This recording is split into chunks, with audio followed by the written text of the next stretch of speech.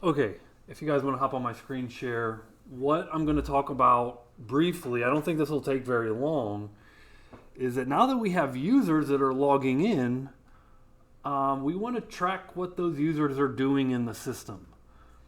And so, if something gets deleted, we want to know who deleted it. If something gets edited, we want to know who edited and what did they edit. And so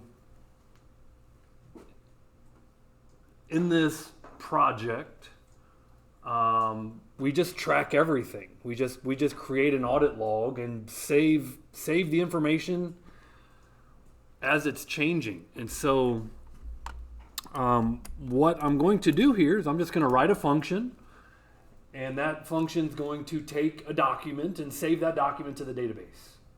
So it'll just take in a JavaScript object, and we're just going to save that object into the database. And then in our routes, now that we're logged in, we could start making some code changes and then saving these objects, whatever we put in the object, saving that log to a database. And so here's all of our database functions inside of our database.js, and I'm just going to add one new function here, and this file ends up being pretty big, but this function's pretty basic in that we're doing an insert operation on line 79, and we're inserting whatever that object is. I just called it a log. Again, you can kind of imagine a JavaScript object, a generic object, and because it's Mongo, it can take all sorts of shapes. And we have this save audit log function now. Okay.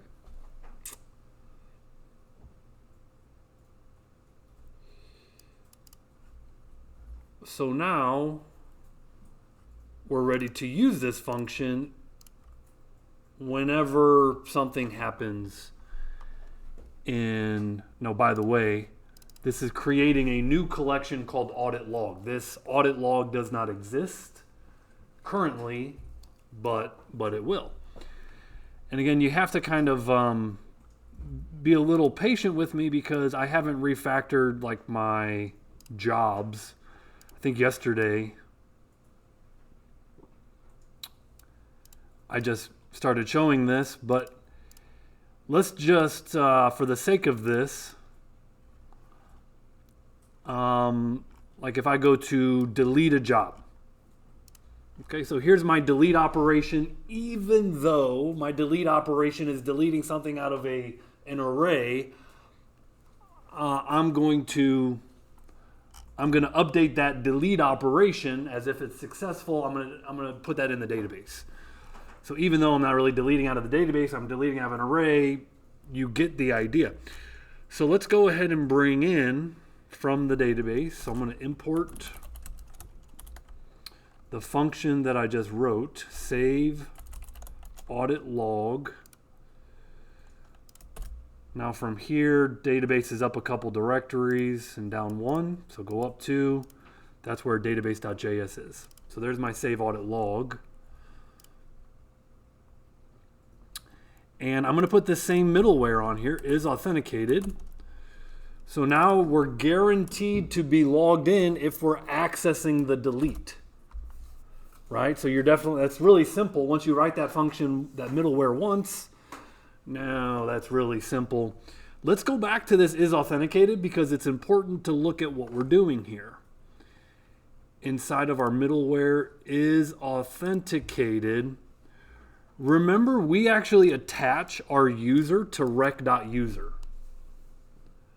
So we now have a rec.user, and in this case,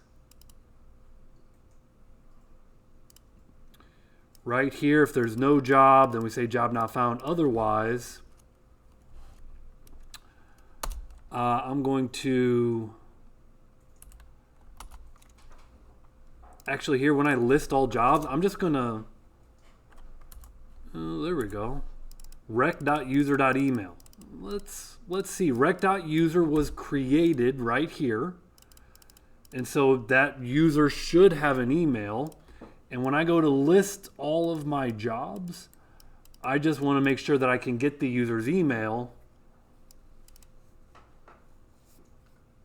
out of this property. I think that exists. In fact, if I want to see all of it, I'll debug job. And I'll just say user. I don't want user ID. I just want the whole user. So I'll say user. And I'll stringify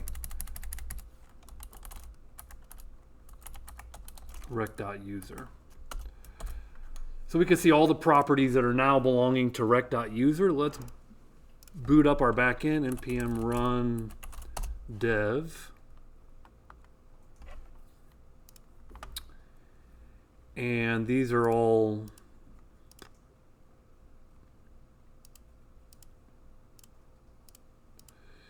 not needed right now.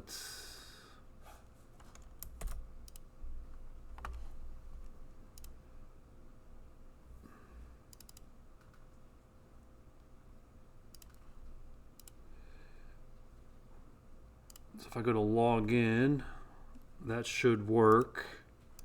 If I boot up my back end and I go to login, we are logged in.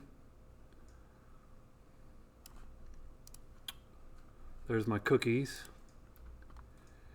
Now, because I'm logged in, I should be able to get all jobs on localhost.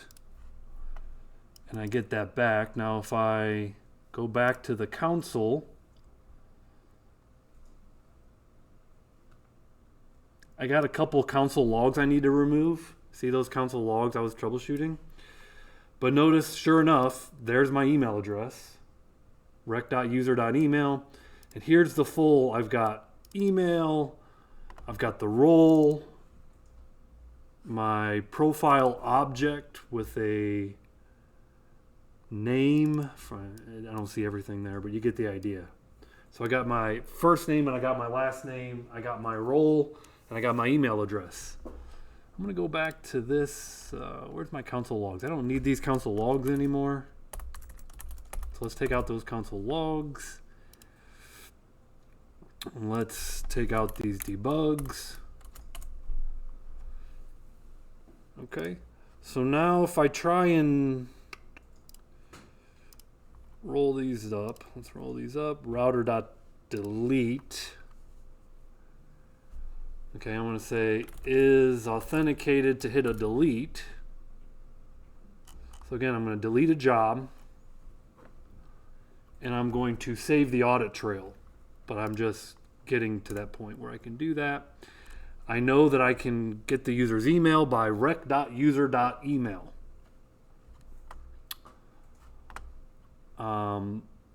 So if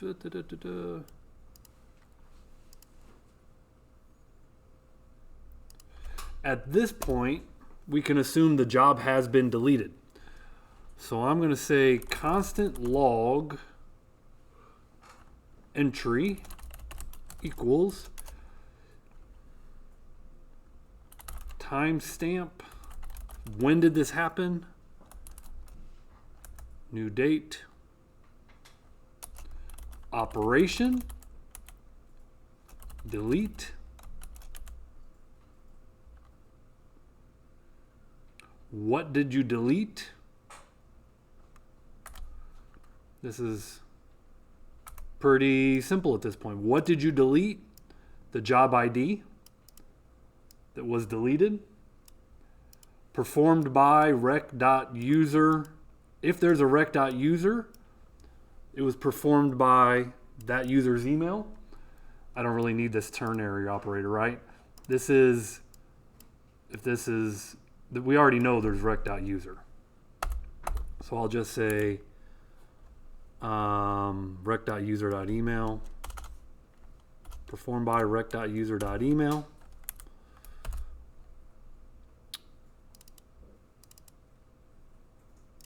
Okay.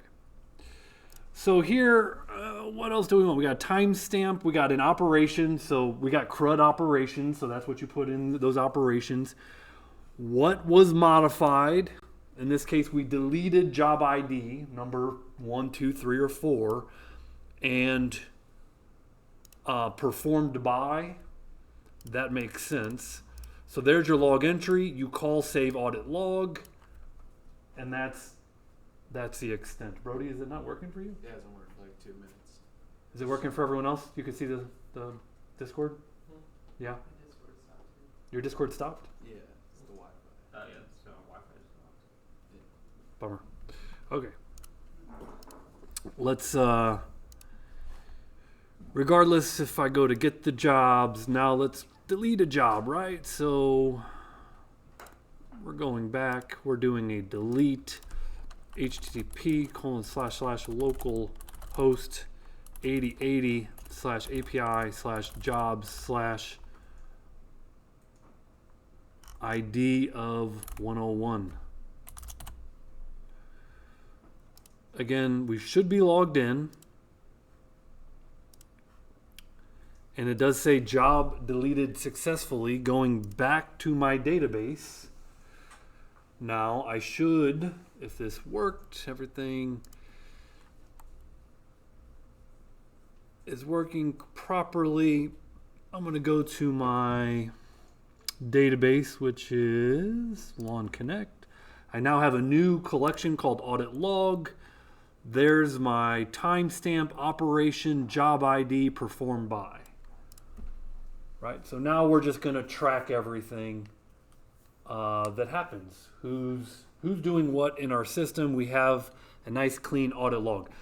You do this for the rest of the class. I mean, we're at day 40. We got half of this class left. This audit log, you're going to be messing with this database and refactoring this thing left and right and up and down and sideways. You're going to have a really long audit log by the time this is all said and done. But it's just a neat feature, right? It's just a real simple feature. It's a neat feature. You can talk about why it's important, on an interview. Why is this important to have an audit log? I think it speaks to itself, but nonetheless, that's how you create an audit log. That's one way of implementing it. That's what the lab requires. Number 7, as Anna pointed out, says track everything related to, right now, you don't have to track them on your users, because keep in mind we're using Better Off on that. But you could. We could figure that out. All right, that's how to set up an audit log.